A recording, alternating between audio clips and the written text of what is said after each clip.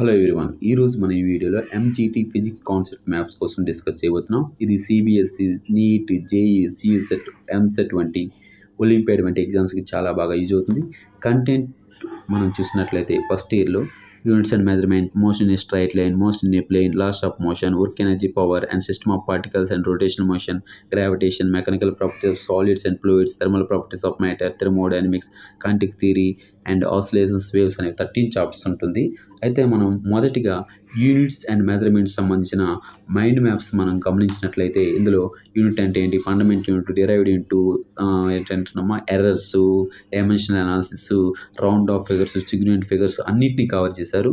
నేను గమనించిన పాయింట్ ఏంటంటే లార్జ్ డిస్టెన్స్ సంబంధించిన పారలాక్స్ మాత్రం సంబంధించిన ఫార్ములా కవర్ చేయలేదు.